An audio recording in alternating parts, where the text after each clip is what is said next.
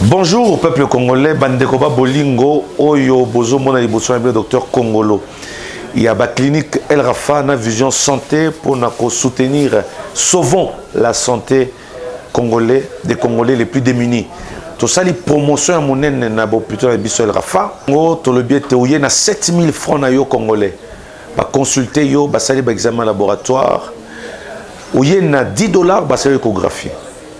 Il y a $70, bah ça appendicite, bah longoli yango na hernie. Il y a $120, bah ça bah kyste. Bah hernie na bah césarienne, bah myome, na bilorignon soit à très moins cher. La radio foutra $15, $20. ECG te le paye. Ça veut dire que bah bilorignon surtout ezali, mais pour aux santé normale. Yango tozo sabino. Boya na lombango na ba clinique El Rafa. Oyeka Mobimba na avenue Ngoufu numéro 7 na quartier le Nord 1. Na commune à Kalam, ce que vous biso on a été, ok na Lombango, au commune à Massina, Bekatef, avenue Mbangi numéro 50. Ce qui bon côté, aux âmes au Bimbaka na commune à Ngaba, na avenue Kanyoka numéro 3, référence arrêt Kanyoka sur université. Awande santé azali, to le bakabiso que la santé d'abord, to le bakali sousou que le médecin soigne, mais c'est Dieu qui guérit. Il y a un autre zélabino. Numéro de téléphone est simple. 09 98 35 75 53. El Rafa, il y a bonheur nous alate. Promotion en 2022. Si nanda kuto ça suivi ya ba malade. Au bengi biso na groupe WhatsApp, to eti nanda kunayo pour lever l'urgence.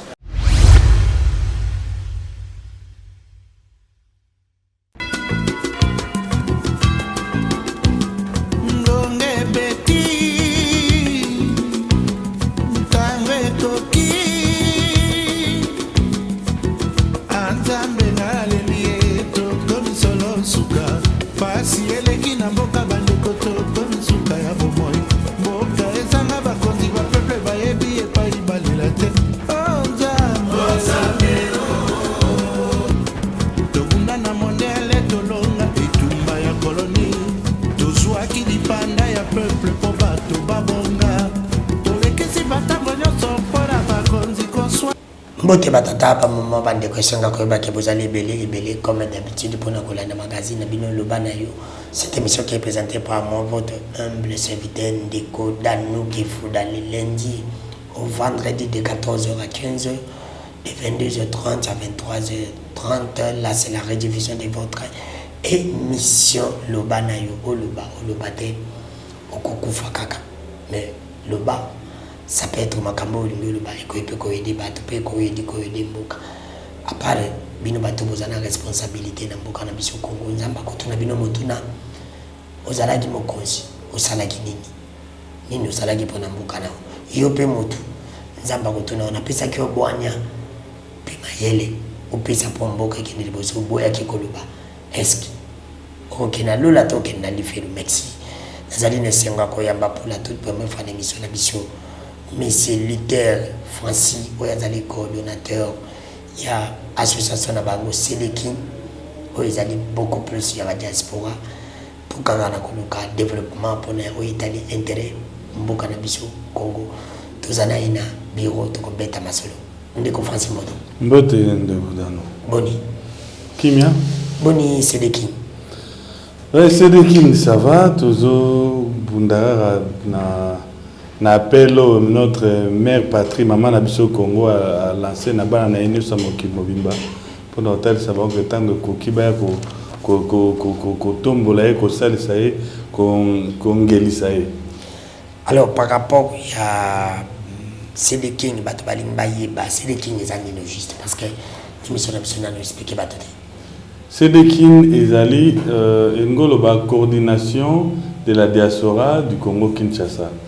Tous qui va ebele oyo toyaki nde tobi na mbela wana ya ekolo pona ko pesa maboko mais mutu za travailler na coin na e mais tant to kuta na mboka Kinshasa ba diaspora ebele to bon to ça lisanga moko ça que to travailler en synergie to za na complémentarité yango to créaki plateforme fêtière wana to bengi c'est de qui peut coordonner ba action oyo ba diaspora ba ça la pona émergence, tout développement en Mboka.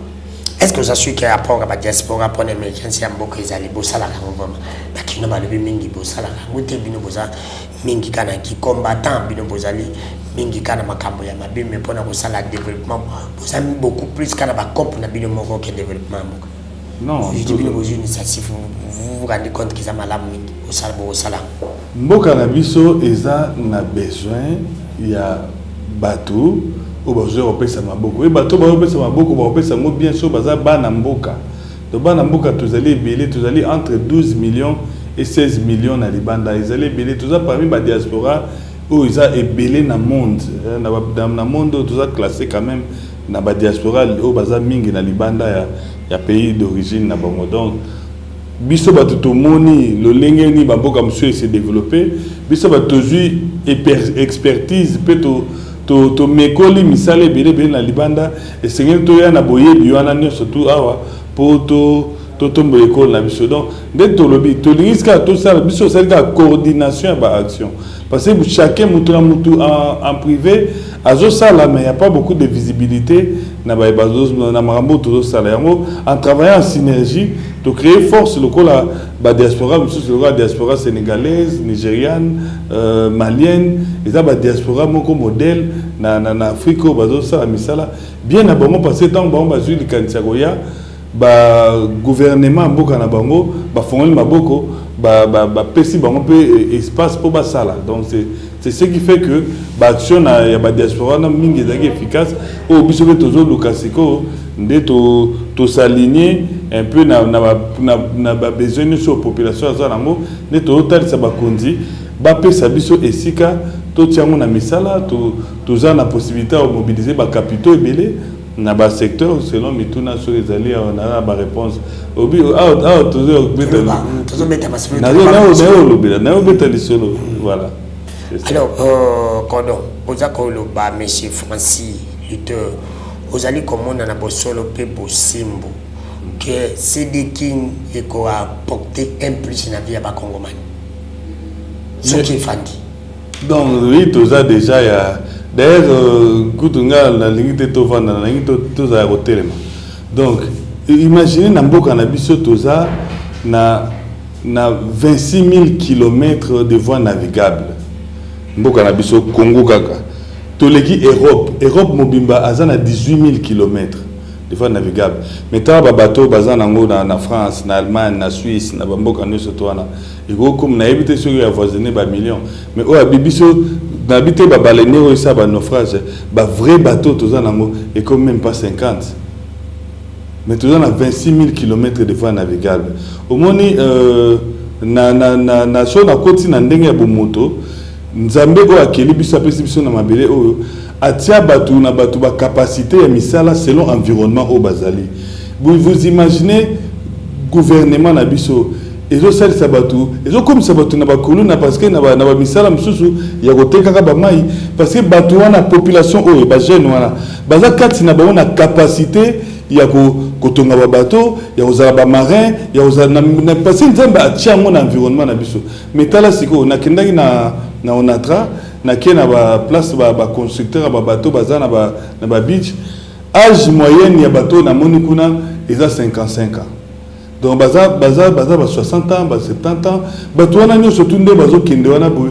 Misala wana ezo kufa. Ezo kufa parce que bazo kende na boye bina ba jeune azomona ok ça ok na chanik to na chantier naval to na ba beach na biso privé ba port privé ko ça musala ya bateau ou entreprise mon réseau de clients ya otonga bateau un bateau tous les 3 ans. Si vous bateau ça musala ndeni na petit exemple surtout na 80 millions d'hectares de terres arables. C'est-à-dire nzamba pesi ba congolais ou ba botemi na Congo dont on a capacité on a iné ya osa bilanga. Mais ce que ba osa bilanga te ba o kene ça mususu ba osa ba wewa. Donc toujours le mot là destiné à Batou. Donc, or, Batou na Batou, ça a capacité na mokili selon environnement au Bazaleli. Si vous avez un Batou combien terre arabe, na biso toujours exploitant on a 1%.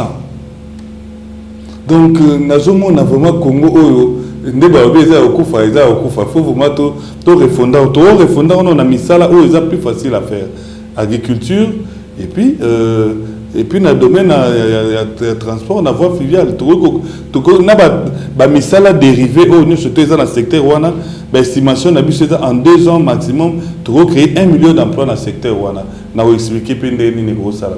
Alors comment on peut créer un bébé batumsubi ba ko le babarbi bino boloko la bomoni ki boji mo konjambo kazali mwana poto neti bino moko batapoto olimbo créer ka ba cop pona ko taper kaka intérêt à peuple ezate na kati comment on a teke batu ba comment on a bino batapoto boko ya trop kana ba business pour intérêt na bino intérêt à peuple ko mais magambo ne sur na intérêt à peuple ils intérêt à peuple tam susu cameraman azozwanga azapma suka na marin suka na capitaine na bateau mazo filmer donc mutu fa découvrir ba capacité ni ezakati ne tanga la zolo bande pona bateau na et là on a zo déplorer au lieu de tonga ba bateau tant tout tonga ba bateau o eza ba baleinière to ba bateau métallique to ba bateau à fibre de verre toujours les canisiers au kende ko soma ba bateau de ya bateau basi batongi.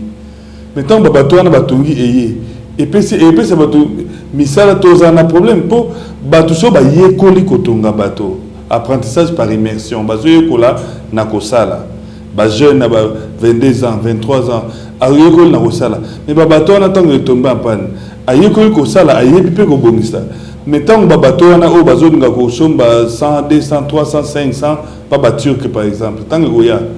Mais tous en problème il y a maintenance na kubongsango donc pour la bongsango mais nous en formant parce que tout selon on a ministère il y a formation professionnelle et métier bas après on peut ça certificat reconnu pour la misala donc on a toujours peut ça votre capacité toujours permettre que bano ba vendre na bandako ba parents na batina ba 35 ans ba 40 ans ba zo misala babala baba ça la vie na bango wana na autre zone ba intérêt à peuple ezate. Alors peuple congolais minga lingaka mona peuple congolais za toma buka mona buka kokila ya lingaka minga vive monsieur Francis Litter coordonnateur ya CD King par rapport à ma capitale CD King parce que si tout le monde CD King ils allaient pour le développement ya mboka. Voilà. Alors bozana Kinshasa boyi bozali ko sala pour intérêt à peuple. Est-ce que va ko dia Congo peut va accompagner bino pas difficulté pas problème ni elle lié na projet na bino pas ba konzi. Comment va trouver tiens? Comment ils ont apprécié et qu'est-ce qu'ils sont tentés de faire pour que vous avancez? Voilà, ezali na ba konzi mususu ba fongole biso ba porte ba yambi biso ba zo accompagner biso mais ça peut na mususu oti le banda ko tsaki lettre aux réponses mais au moni ki makambo okomaki na kati wana ezo salama ata na mukanda be au moni place aux 5 accent na lettre aux 5 virgule au saki faute mot français au moni pe na mikanda mukonzi wana basalika wana zomona ke to tika ya wana de place wana de salama moi passi pour te dire que ba otanga te ba otanga c'est pas que ba otanga te bazu projet na bino basaleli on na virgule na faute biso saki na mukanda na biso voilà mais ba konzio bazo sunga na remercier ministre d'État développement rural to kitaki na eti to yebisi ministre to moni congolais awaza na intelligence azo sala ba bateau na fibre de verre azo construire ba réservoir kende na ikela kende na isangi kende na bumba bazana mai mais mai za potable te il faut passer là ba réservoir d'eau potable mais ezate na nzela wana nyonso ba centre médicaux ezate biso le comité bisika wana donc to le moni congolais akosala ngo awa ou les boules cabo importer même ba réservoir pour indien mo ba esibino ke boza ba na mais tout peut ça bana mona mboka au peut ça batuni sala awa pona otonga ministre azali na tami un dimanche on a pe malade botane to kitina ya moni ya mobilité et les gars na ba chaîne na tout ça ba ministre ba fongole beti ministère des affaires étrangères et PCBiso bata diaspora et PCBiso esika ebi que non bozana esengeli bozwa bureau moko officiel et puis ça crédit na mambozo sala tozana bureau munene nous auto le kabiso na direction des Congolais de l'étranger na remercier pe son excellence ambassadeur Théo Abenga directeur ya Congolais de l'étranger ba PCBiso esika ministère et intérieur oyo tant que comment tu as dans libanda et le biboya tu accompagner bino VPM intérieur ça me dit oh bah petit monsieur sika poto sang ça ba expert il y a ba ministère na ya ba entreprise poto sola siko to lingi ba démarche no so to sali to sangisa ba expert wana poto travailler siko ensemble parce que projet na biso ezali 16 millions de Congolais basés dans Libanda, au bazana na moins possibilité de participer dans le développement. Il faut donc qu'ils mobiliser bango. Donc mobiliser bango na bino bata presse, na batu ya ministère ya transport, ministère ya développement rural, ministère de la santé pour na hôtel ça bango ba projet de développement et ça là que bango ba tia misolo na ba projet wana. Au lieu bango surtout 16 millions ba kita, mais misolo na bango 16 millions et koya et participer dans le secteur autre hôtel sabango pour le développement. Toute éducation na libina bosolo pe boseli king peso kende na poto ko convaincre bana misusu bandi kuna bino batikana poto bazana bambongo ba ibatelo ka osana ngo bazo banga ka ba mona ka kino c'est comme si mboka na biso kika sur le plan négatif mboka na biso ba lexa ka ba fulu mboka na biso ba lobela ka ba guerre mboka na biso ba lobela ka communication et développement au bino bozo salate comme alors mboko bolingi ko kende po bino me mappé communication développement na bango pour baya na kisasa ndeko dano place ozo sala pasi eza ba ndeko mususu babi bolingi to zonga na Congo mais ngai na zoki crédit na tindi na famille nanga maman abotinga na bandeko nanga na pesi bango mbongo babando tonga lupango batiali clôture babando tonga chaque fois baotina nanga bilili contre-maître pe ono ingénieur architecte ola sanga ba vidéo mais na ju congé na kani kokita na kiti na comité sika wana na commune na talanda kunanga le pont ngo ezala yangate a dépensé près de 400 000 euros na construction de 3 étages maintenant mutuana na famille na ba no surtout sur le sarasute donc mutabongo toujours kende ko convaincre créer kutu ya wana déjà to solongi azo za crédit mo ya 200 000 $ donc bato bele baza déçu mutuaye na bambongo na ba moyen a kende na bureau et projet olingo sala ils en a 2025 mais ngam na na bokondisiko na ozalate na pouvoir na 2025 par na ngai alors bato no su ba bazala déçu na ba par na ngai wana il faut to kende su ko reconvaincre bango ya on pona to salango biso to kani ko kende na ba décideur au moni o mutu qui sont les décideurs par exemple les décideurs ils ba bazana signature ils quoi ba ministre ba chef d'entreprise papa to tambo na ba entreprise publique 90% d'entreprises publiques nabiso sont en situation de faillite. Et c'est une basala na cadre de partenariat public-privé pour renforcer l'entreprise. L'entreprise est RVA. L'aéroport nabiso est en couloir. Ils sont l'auté. Ils sont vraiment pamba. Oh, quel est l'aéroport? Nous sommes à l'aéroport. On va passer 10 jours. Na kati on a passé par magasin, hôtel, les apembe de Nyos, on a raté vol. Donc or wana no surtout eko travail to sala mona ba na sous-traitant na ba privé mais siko pona ko sala ngo et sengeli to intéressé na no ba congolais ba aéroport na intérieur du pays so OK na ken aéroport na où ezani vous savez mais kita na mboka lokola Éthiopie OK wana au moins nous d'abord attends 120 avions et j'en ai j'étais déjà là na bungala ko tenir aéroport ba yebisi OK o eza likolo eza ta ba 500 o ekena ba mboka msusu alors mboka lokola Congo to mboka 100 millions d'habitants tout ça 2 millions 300 sur combien de kilomètres carrés tout ça la possibilité ko bongisa mboka na biso ngana yebisi bato ya libanda o bazo mona mboka biso climat des affaires eza mobulu kakene na aéroport to ke na compagnie aviation moko pa na bango na mboko azali ndeti pa na biso place na route eza na 7 vols par semaine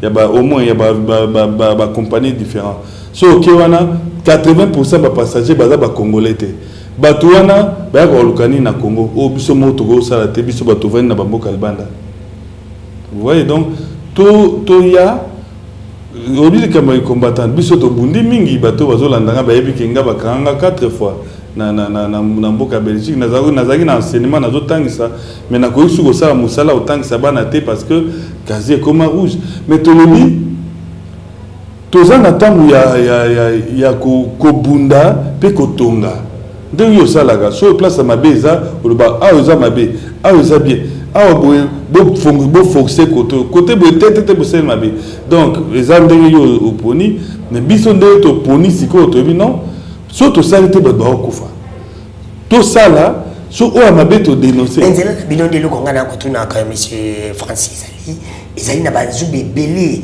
ezali na banzubi belé sur le plan politique na biso moko ntake ba congolais sur le plan ya bino moko ntake ba diaspora parce que bozali na kati ba diaspora batolobi ke ba blessé de guerre o basi basala makambo ba échoua na ba famille na bango ezape na bani musuba wa kemboke fandi na bienti bazana ba combattant comme des camps ezape na bato mususu balobi ke bazana mbongo mais ba oyi baté ba osala nango nini parce que je comprends tout ça ça arrive et si vous venez encore chez nous même au pays c'est là où vous avez dit qu'ils ont bato mususu ministre mso bakano ngala za susu wana te ezape na ministre mso ngolo bakano natinda bato na ba okena mbongo ale intérêt na ngeza nini ozo comprendre intérêt na ngeza tout ça alors tout ces petits baba makambo wana nyoso de bino bobo boko sala ozo mona teke ba nzeliza na bazube ni ba mécanisme ni bo ozo apona po buka bazube wana.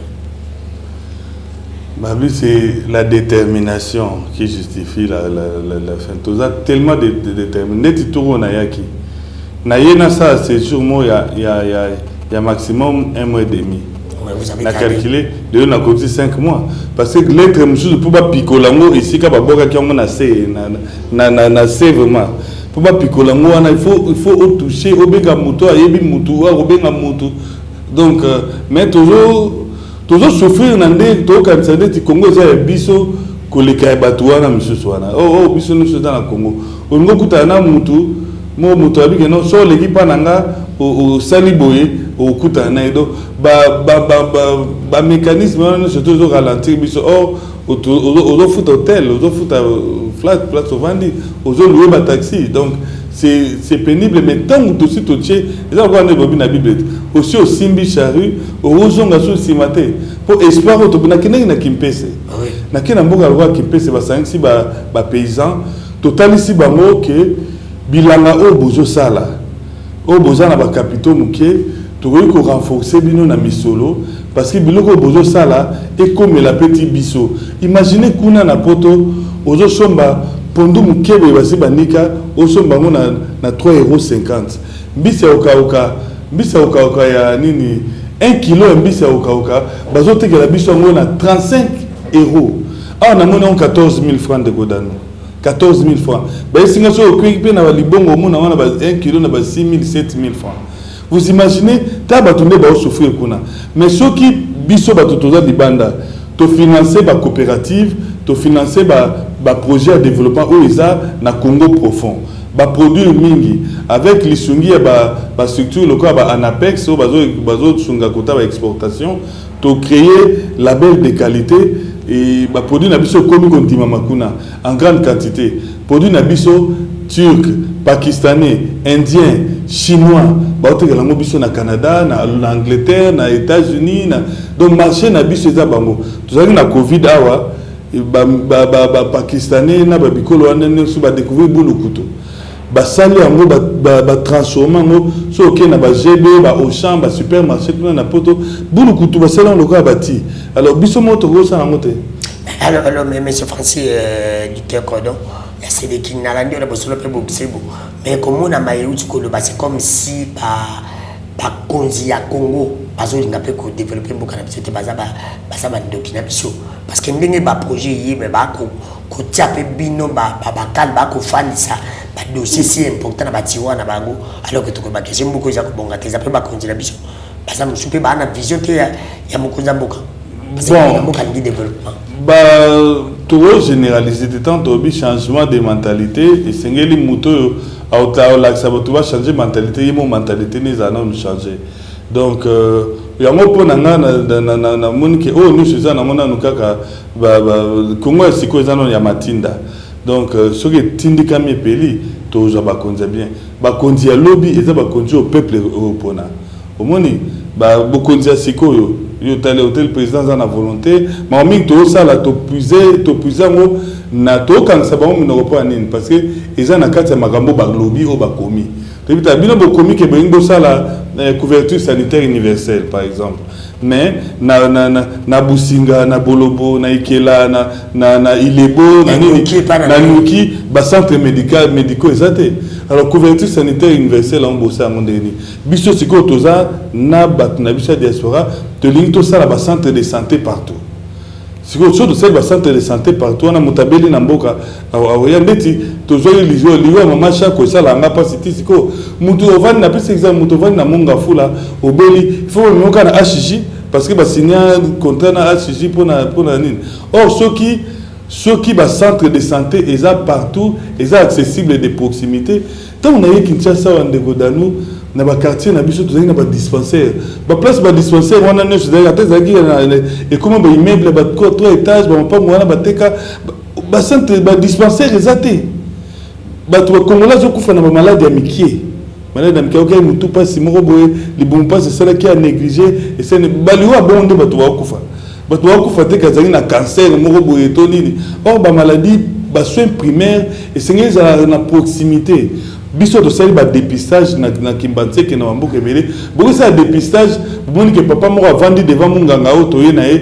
Papa on a lingo telemate 35 minutes to yeka Kimbanse ke bato bazata 400 bazozela. Papa on a lobi bon c'est ba bi cordon yo mo ya sa papa pas tellement. Papa on a lobi nasili sa makamne su nazana ngo ya oloba ponde na moni munganga boy mbala suka na mona munganga ezaki songi na 2003 et balança ki hôpital ya Mutombodi Kembe donc akenda pe ya ofele donc abina zana misoloté ya kokemo na munga et puis tant ajoya mona munganga malade ne jo bakisa mata accueil ya ba infirmière bazo mona kutu mutute tant ajoya pas kota na centre de santé donc et sengeli approche mo be sengeli musala wana tozo salango na CCND de bata diaspora wana za ONG moko parmi ba ONG auto sangeni na Sedekin asala ngoma mingi na ba centre de santé ebele et kalate na moi programme mo na mois d'août ba corps et ba infirmier ba entre 1000 et 1500 ya ba pays nyonso ba ya pour ba sala ba soins de santé na ba balabala dans les grandes artères batebele bazana poto wana bazana posa ya ko sala makambebele mais sengeli basinyo na bakonzindo lobi batalisa ke toza prêt à koyamba bino na ba maebozo sala mais tant mokoti mukanda na juillet tito komi siko na mars sur réponse te c'est là où j'ai dit que non batba ko boma pembuka eza bango mo bakonzi ko bazoni ngam sute ko kota na visage ndeti mukonzi mo to kutana na ministre ayambi biso alobi tant total ici accusé de réception alobi na biso mais mukado on a servi ba notation depuis septembre boluka conseiller tel boluka tel ba conseiller wana ba administration ça ba peuple mais yi mutu wana tam sa moni ke yi ali le côté na nini wa akasan kabwe ministre zo tomboka biso zo mona bi mais na sala ba notation atama bimisi yango to même que ministre sala ba notation mais batuwana ba isinga bazelaka tant bino boya ko luka pona olandela mukanda na bino ay place ande bo solo wana mon ke wana eza sous ministre té donc l'homme congolais esengeli a na ebite bingi basambela mais esengeli ba bongola vraiment ba cerveau na ba il faut akaimo parce que sambela ponzamba bongola ba mutima. Alors merci na ndeko Francis leader coordonnateur ya Sedekin to ko betani masalo bazali bandeko diaspora basali association na bango toujours pour la coïder mboka. Alors ndeko Francis Luther par rapport à projet PAC de King, moi je crois que nzamba le bio yazana ngo bakobakisila yi yazana ngo te bakolongola yi projet nini vous parce que vous êtes les Congolais malgré que vous êtes partis en Europe, vous avez fait quand même plus de 10 ans là, plus de 20 ans en Europe. Vous avez oublié quand même d'autres réalités, mais je crois que vous n'avez pas encore oublié d'autres réalités du Congo parce que vous êtes Congolais et vous vivez Congo. Depuis que vous êtes là, vous avez fait au moins plus de 6 mois. La ville province à Kinshasa, bref, on a Congo, au moins la réalité à Congo. Projet phare, nous aussi les Kineko, bête à Malamoro, pour que le peuple congolais peut pas sentir que donc voilà, nous avons trouvé toujours 20 mois. Voilà, va continuer à trouver que le bâtiment quoi c'est cabaye. Mais bien au moment que ça, si nous tout ciblé en haut, voilà maintenant développement Koya. Projet phare. Voilà, projet phare Nabiso et 3 projets phares. Projet phare Nabiso est autour de l'homme congolais. Donc ils en a 3 phases. L'homme congolais c'est en bonne santé, l'homme congolais a une capacité à la former et puis l'homme congolais a participé au développement bokanaï. Donc toujours un projet autour de la santé, un projet où établi formation na entrepreneuriat Il y a une formation entrepreneuriale tout ciblé mingi d'abord pour commencer agriculture na transport pour ko distribuer des produits agricoles et puis industrie toi na mboka mo o sengeli bilo na biso plus de valeur to transformant awa c'est-à-dire oyebi ke ba anana na Congo toza mboka o toza na ba anana les plus juteux na monde le plus juteux mais ba anana na biso na Union européenne ba pesa ngo embargo ekotate. Pourquoi?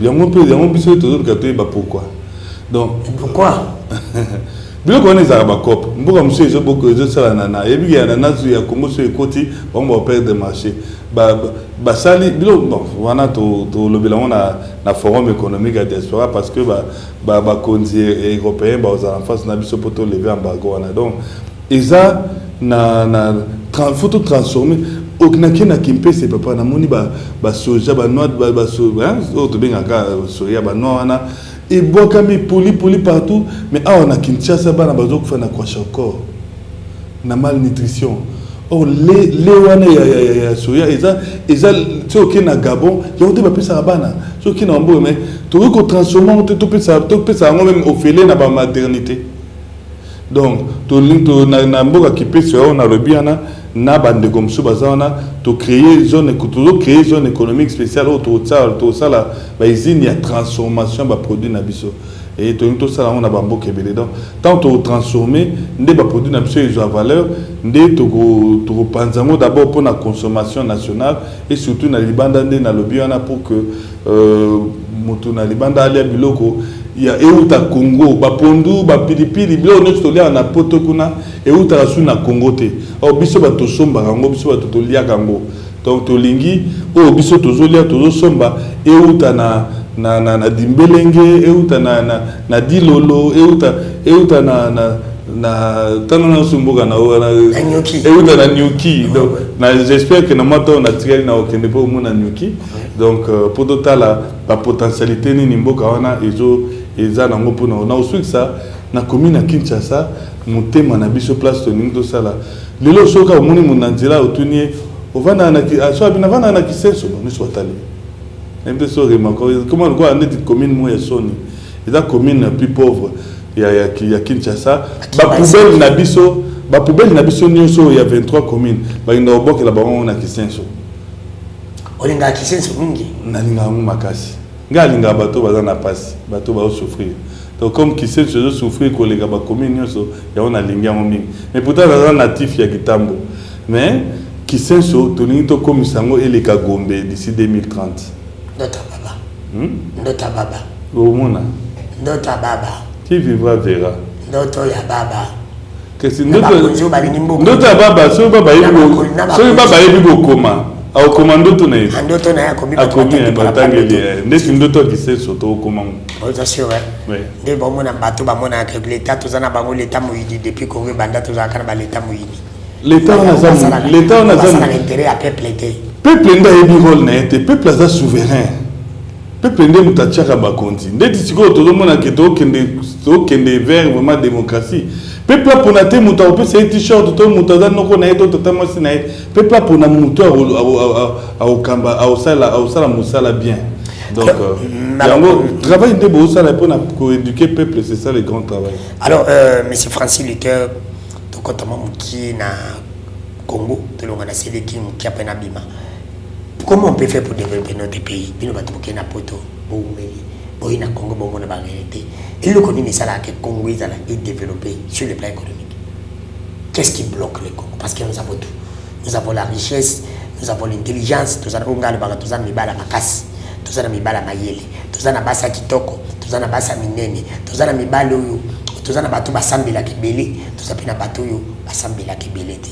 Nous avons catégorie batu nyonso. Sur le bila via partir à ceux qui se réveillent les matins ba Congolais ba la mukana tongo. Sur le bila via partir encourager ba Congolais ba encourager. Ba bina motokino ko za ba Congolais ba toka chaque jour plus mona ka ba porter de ba toka chaque jour. Sur ba bila prier sans cesse ba Congolais ba prier. Tous en catégorie nyonso. Pourquoi tous os zoaté mboko ils a développé? Qu'est-ce qui bloque notre développement? Non, ce qui bloque, nous avons bloqué le développement Congo, c'est l'homme congolais. Tous en la conscience. Tant que dans le baquet, bateau va Congo changer, ils ont condité. Ils ont mouton, ajouté que la biso 4 habitants pour l'année 2000 francs. Parce que par exemple, là, je à côté, voilà. Et ça, chauffeur taxi, oh, il y a comme 19h30, cours, ça commence à 1500. Parce que, non, il faut mieux que la peuple. C'est parce que parce que je sais, qu'est-ce qu'il n'a pas. Mais il y a un mouton, on a un Congo bongate. Et ça, la moto à Wewa, Azo, mais Mao Banda, Banda Royal, ti na rond-point Villery, à Mathieu, on a 2500. Parce que Ozan a choisi. Donc, moto on attend à 2500 tellement que ça, les moutons mamabe, Nzambe, au babi que Nzambe a appelé na ba mauvais esprit de Dieu. Ils ont même la Bible. Nzambe a dit que moto a opé idée pour na roi moboye, a ça mabe pour ba boma roi wana. Nzambe un mauvais esprit de Dieu. Au moins etindami pour na moi na moto wana libya ibide azo a fouti muninga ne donner 2500 francs, moi na nabela a dépensé 80 000 francs. Tout à okende ba yanki wana bakangara akangi moto na ya fouti 100 000 francs. To banda obonsa mitema na biso. Banga banda pe ba considérer ba ko nyoko na pepe po ba mbongo na batonga ba email. Papa tozana mikili ya poto, tozana mikili ya poto wana nyo soto. Tozana mikili ya poto wana nyo soto. Moi na mu continue ya ba 1960, 1970, 80 aza bien kuna. Aza bien te. Ah. Bana ba konti combien ba émergent. La société va continuer en 1970. Bana ba komi ba konti siko. Combien ba zo tenir ba société ba entreprise wana na otanga ba kombote. Mutema mabe il faut rater. Bible lobby les méchants les sorts du méchant. Tant on a na psaume 73. Donc sort il y a méchant ils à la kamabe. Mais bon mon état sous bocha ngo kate tam sous bobo sana pe méchant mo type à kufine mabe a kufine na ba azo sala ba sa bi mse ba selte na nzoto azo sala ba be sele avc ba konziona nyo surtout ba kufa mabe surtout bozana na pouvoir bosa malamu bolamu wana ekite la ba na bino na pesa exemple mo boy doze la taxi biso ngana munde ko mo boy ndeko wana komone Patrick Lumumba ngai ka komona nga Francis Kalombo boy yo chauffeur taxi oye otieka na place moko obi non mais manani Patrick Lumumba Francis Kalombo Patrick Lumumba kota parce que koko na ya sa bolamu to sa bolamu ekite la ba na biso yo teka mikate teka bien ko baksa fufute na farine pour lier ça ba kongo motema mabe efuta raté yango nde to ko fa ça la pose après mo konji ça mo se mo konji pe pour intérêt à peuple ko ça na bo konji te pe nyoko la peuple na biso ke futa bango te ba na bango to ça la bango kuna ba na biso pasi au même bateau bazo rené na poto ba osama o minene eza bano bateka ndako na bango ba para batine na poto chauffer atangi de bana na baza ba konzi ba créer ba entreprise bana ba konzi wana nyo surtout sur 100% ata 2% te baza bien. Merci ndeko Francis leader tozoke na suka émission par rapport à Sedekin vision Sedekin bozo mona et cause à peu près combien de temps na vie na Congo mobimba pour mona qui vous êtes rassuré. Est-ce que c'est la première question? La deuxième question, Sedekin vous êtes tenté de le faire parce que aujourd'hui président Mokaza Diaspora aujourd'hui vous le soutenez parce que vous êtes là, ils ont le même image, vous étiez en Europe avec lui, ou bien ça va continuer même ce qui le président Félix n'est plus ou n'est pas aussi n'est plus président de la République démocratique du Congo, Sedekin va continuer par rapport à na bandino na question na suka to sali plan na biso plan opérationnel il y a ba investissement pour la diaspora solidaire donc bien en poids to chapoa na Congo pour na biso eza entre 2022 et 2030 pour 2030 eza ba objectif de développement durable Batou, il y a Mokili, c'est-à-dire les Nations Unies et autres. Balbina 2030, Mokili fait à la bouée. Parce qu'il y a eau potable, il y a partout. Nous allons à la sous-douté. Basali bilo mobe. Oh, surtout ça, il est Congo au Komanamote. Il y a un biso de ça. Plan d'abisso opérationnel entre 2022 et 2030. À ta président, ça a des mandats à Okomana. 2030, il y a toujours président Moussous. Donc, tout ça, le monde est pour le peuple congolais. Tout ça, pour bana biso o ba après 2030 wana bakuta biloko moko o biso to no bete e na Éthiopie lelo ba Éthiopie ba botami na ba 90 ba 2000 tant ba ça bon Éthiopie na 1982 bazaki na nzala bazaki na ni eke ba okamongo Éthiopie il y a 2000 il y a 2010 2020 bana wana bazo kana histoire mais quel Jackson a celle la bino nzembo mo be bozaki na sécheresse bozaki na nzala donc depuis Congo il y a 2024 biso ke musikate na 2024 to lingi to créer 150 000 entreprises d'ici 2024 et Congo kisama hein mais yo nangana yeso to sangani ekokisa est-ce que vous êtes sûr aussi qui est chité gouvernement congolais par Tchabino pour un projet où il y a Sédékin. Mais tant que le gouvernement, ils ont plus de 50 ministres. Donc jusque-là, tout ça, on a poids, il y a 8, 9, 10. Tout le monde voit là. C'est ça les gars, pour aller les voir. Si vous avez le premier ministre,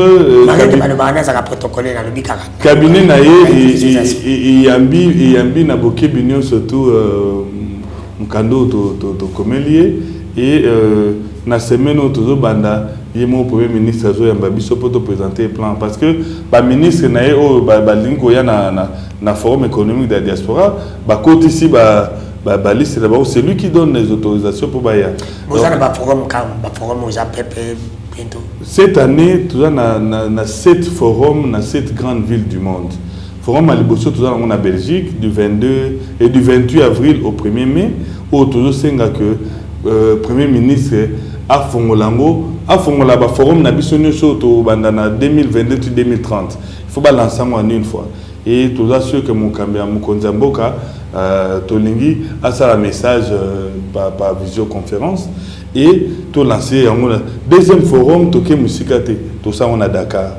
Ah, na Sénégal. Na Sénégal, papa so ok na Sénégal. Moi j'étais au Sénégal na kama côté na mona taba bazan de président moi ka supermarché. So ok na Sénégal to bando finga bango ba to finga bango Sénégal lelo izana te. Ba grandes entreprises du monde et créer ba base na bango na Sénégal. Tout le monde que l'état que le Kabanka na poto to ki na Sénégal bazo c'est la biso ba yamba biso à peu près 2000 investisseurs, 2000 entreprises, il y a monde. Bah, c'est la mission au Sénégal, pour tout ça, la forum kuna na Sénégal, donc du 1er au 5 juin. Et puis, surtout, du 21 au 26 juin, tout ça, na New Delhi. Bah, Indien, bah, il y a le biso commerce, il y a le biso industrie. On a biso ba ke transformer ngokuna ba zongi na ngwa ba tekele biso mais biso zo ke na Inde parce que ça na ba investisseurs indiens au baza pe na posa au ramener biso industrie donc yango tozo ke ndete na biso so to si kuna et puis na remercier maman ambassadeur na biso madame excellente madame Mossi azali kuna tozali ne pe na Belgique yem taza kuna une femme de fer une femme dynamique azo yamba biso na bino presse na fin juin et puis après on a Istanbul du 5 au 10 juillet au Monique président na bango aye na Congo aye na 300 investisseurs c'est pas que a voyager na ba camarade na ye na ba tourner aye na ba investisseurs au ba ye ko zo ba piste pour na ko investir na Congo donc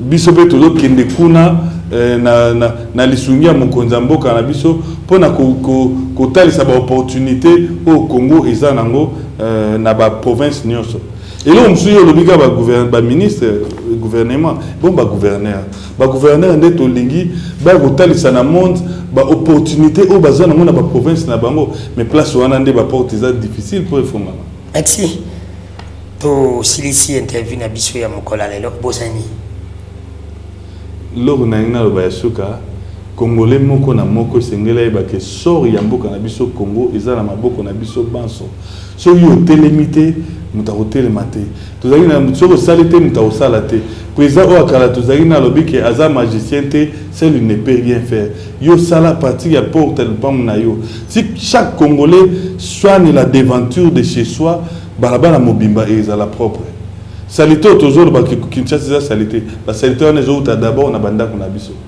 et comme na balabala tie pantane mboka mo. Merci ndeko Dami. Ya bossa na mseza te. Ko bossa na tout ça la bokondia c'est to bongisa mais to bongisa pe mitema parce que mingi ba okeli fiola to te ya likula mutema mabe. To linga nzambe to sel nzambe. Merci na bande nyonso bolanda ki magazine bino lobana ozala ki présenté par ngai ndeko ya bino ndeko Danuki Fula kaka nde na lobana bitoko mesana. Est-ce que ton mécène n'a pas cité ton mécène à changement? N'imba qui prend le de François du Terre, où il y a des coordonnateurs, il y a l'association de Bango Sidi King, où il y a la diaspora, tout simplement pour nous développer un peu de biso Congo. Yango bande ko bango bakangi maboko te bako ya na ko senga na bakonzi ya Congo oyo bino bolinga ka toujours ko fandis ba dossier na biro bolinga ka toujours si bande ko baye bolingi te intérêt na ngai intérêt na ozi yani intérêt no zada mokonzi ya Congo. Combien de Congolais bazali monsieur bati wana intérêt mukonza malama tuna kanini na kuikosala po batu bakanisa ngasi na lumina bokonzi mukonza malama kuma kawana te pona intérêt na yi akuma ka pona intérêt ya batu na kutuna question moko bande ko banda ko bol pesanga biyano banda Congo ezala Congo nani yazala ka ministre nani yazali mukonzi keke pa nani yazali gouverneur so bali babandela Congo lelo batuni na pepe tozongisi na poste na batu bakolo banani ba ministre bozali so mokonza mboka lobi ekomaneti vote bande ko babenga tolingi ministre ntela zonga na poste wana nani yakobima premier est-ce que bino nyonso na tikala comment na poste à l'échec te bato babima nango bato nyonso mais na mona na Congo so bali bazongi basala o to benga élection ya kozongisa bato nyonso babima ko à l'échec okomona mutu nyonso l'échec les premiers azate mais so bali bayiba kokoyoka ndane. Comment tu vas commettre la bénédiction mais qu'on vit dans Congo comme malédiction ça pour l'année parce que les Congolais bazar mabé mais parce que tous unis ba cause ya mabé akati misonanga tukutani le bino mtu zolanda bisa bye à la prochaine.